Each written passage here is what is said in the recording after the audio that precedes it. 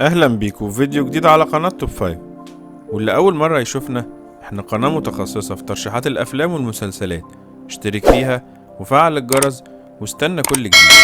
احنا خلاص بنودع سنة 2023، وبما اننا خلاص في نهايتها فقررنا ننزل بحصاد سنة 2023، واللي قررنا نسمي سلسلة الحلقات دي هي اوسكار توب 5 لسنة 2023.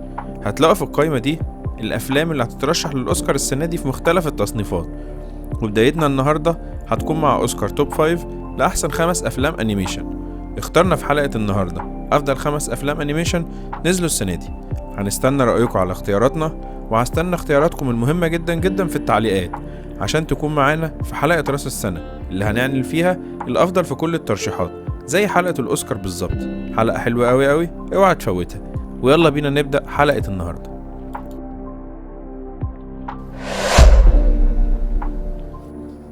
في المركز الخامس معانا النهاردة في أوسكار أفضل 5 أفلام أنيميشن لسنة 2023 اخترنا فيلم ليو من بطولة صوتية لآدم سالندر. الفيلم اللي بيحكي عن السحلية ليو وصاحبتها السلحفة سكيرتل. ليو اللي عنده 74 سنة وبقاله سنين كتير جدا عايش في حوض جوه الفصل ده لسنة 5 ابتدائي في مدرسة اسمها فورت مايرز في فلوريدا. بعد 74 سنة ليو عرف انه خلاص ايامه في الدنيا معدودة، عشان كده قال يدوب بقى يعيش الشوية اللي باقيين له في مكان تاني ويشوف حياة تانية. عشان كده خطط للهروب من المدرسة دي اللي قضى فيها أغلبية عمره، لحد ما جات له فعلا الفرصة أخيرا لما قررت مس مالكين إن لازم الطلاب ياخدوا حيوان أليف من الفصل عشان يقضوا معاهم أجازة نهاية الأسبوع. وهوب ليو قال دي فرصتي، بس للأسف حظه وقع مع بنت اسمها سمر، ودي اسمها سمر الرغاية اللي لما خدته معاها البيت وحاول يهرب حصلت حاجة غيرت حياته وغيرت الخطة كلها. يا ترى بقى ايه اللي حصل وايه اللي هيحصل؟ كل ده هتعرفه في احداث الفيلم الروعة ده. Wait. Leo! First one?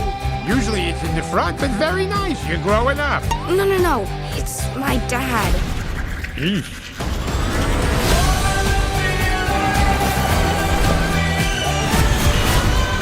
What is so special about this reptile? He made me feel like I could do anything. This is gonna end badly. This is a tough time, but these are the best years, believe me. This is incredible!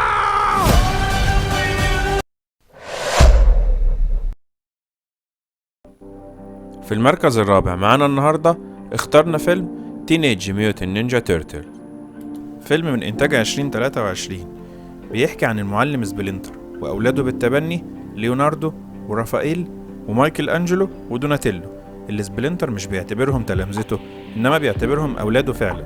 طبعا سبلينتر عنده تحيز قوي جدا ضد البشر، وده اللي كان عامل خلاف بينه وبين أولاده، لأنهم نفسهم يكونوا جزء من العالم اللي فوق الأرض، وإن الناس في نيويورك تحبهم وتقبلهم. وده اللي خلاهم يتعاونوا عشان يقدروا يهزموا جيش الحيوانات المتحولة من أتباع سوبر فلاي زي روك ستيدي وبي بوب وليزر هيد. يا ترى بقى هينجح السلاحف بمساعدة المراسلة إبريل أونيل إنهم ينقذوا المدينة؟ ده اللي هتشوفه في أحداث الفيلم الروعة ده. We gonna let the mutants rule the earth.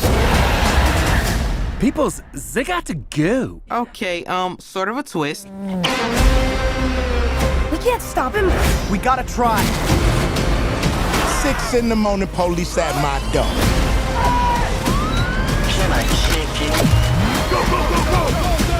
My son, Michelangelo, you have heart. Donatello, you have wisdom. Raphael, you have bravery. And Leonardo, honor. Enough talk! I dream about fighting every night! You've got a rage problem, right? snap. It's not a problem!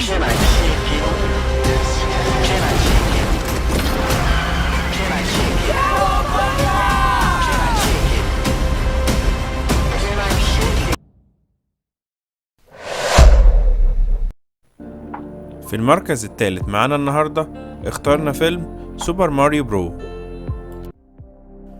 فيلم من إنتاج 2023 بيعتبر من الأفلام اللي إيراداتها عدت $1 مليار بحبة حلوين كمان. فيلم جماله إنه بيرجعنا لأيام زمان وبيفكرنا باللعبة اللي كل الناس كانت بتعشقها وبتحبها، لعبة سوبر ماريو. الفيلم بيحكي بقى عن سباك اسمه ماريو، بيسافر من خلال متاهة تحت الأرض هو وأخوه لويجي، وبيبدأوا في سلسلة مغامرات ممتعة جدا. المغامرات دي على أمل إن هم يقدروا ينقذوا الأميرة بيتشي. يا ترى بقى هيقدروا ينقذوها ولا لأ؟ ده اللي هتشوف في أحداث الفيلم الممتع ده.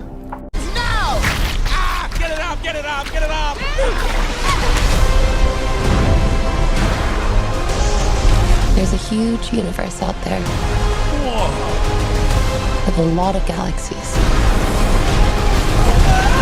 They're all counting on us. Mario! No pressure.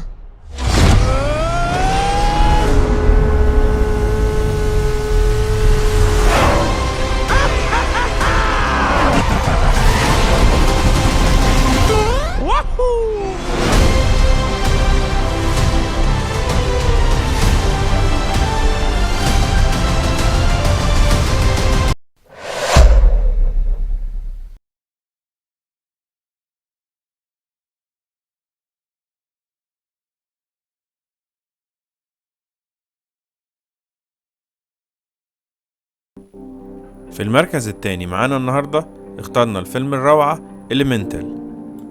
معانا واحد من أجمل الأفلام اللي نزلت في 2023، والفيلم ده رشحه ناس كتير قوي إنه ممكن ينافس في جوائز الأوسكار السنة دي. بتدور أحداث الفيلم ده في مدينة جديدة هي مدينة العناصر. مدينة العناصر دي مكونة من عناصر الطبيعة الأربعة اللي هي المية والنار والهواء والأرض. بيحكي الفيلم بقى عن أسرة البنت النارية أمبر اللي بتمثل الأسرة المهاجرة في مدينة العناصر، اللي بعد ما أمبر اللي معروف عنها بعصبيتها الشديدة فقدت أعصابها في مرة وهي واقفة في محل بتاع باباها. الموضوع ده اتسبب في أعطال في السباكة، عشان الأعطال دي مش تهدد المحل، لا ده بتهدد مدينة العناصر كلها. عشان يظهر بعد كده وايت الولد المائي الغني اللي بيمثل الثروة في مدينة العناصر، ويساعدها ان المحل بتاعها ما يتقفلش من إدارة المدينة عشان تنشأ ما بينهم صداقة. يا ترى بقى الصداقة دي هتتحول لحاجة تانية ولا لأ؟ ده اللي هتعرفه في أحداث الفيلم الروعة ده، اللي لو مشفتوش ادخل شوفه مش هتندم أبدا. I've been trying to fill my father's shoes, but I never once asked what I wanted to do.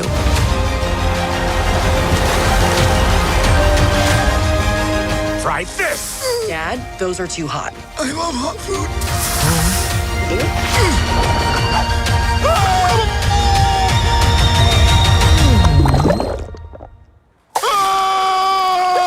You see? He likes it.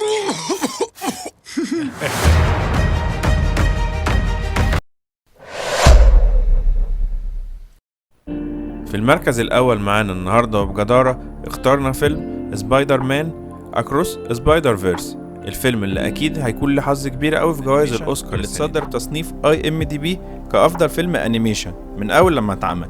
فيلم من إنتاج 2023، وبتبدأ أحداثه باستعراض سريع للي حصل في الجزء الأول، واللي أهم حاجة فيه واللي كانت أهم حاجة فيه هو مايلز موراليس الراجل العنكبوتي الجديد، اللي بعد كده بتنقلنا الأحداث لعالم الأرض 16/10 بعد أكتر من سنة على أحداث الجزء الأول، وبالأخص في مدينة بروكلين.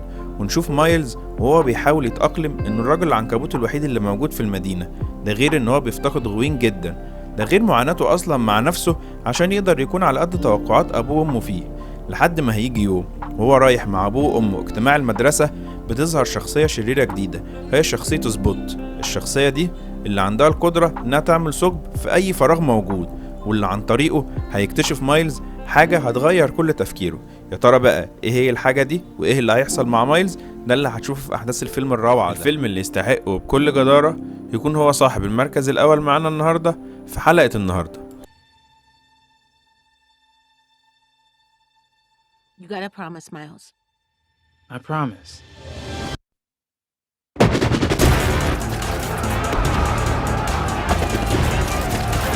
Who do you think you are? Really? We are supposed to be the good guys. We are.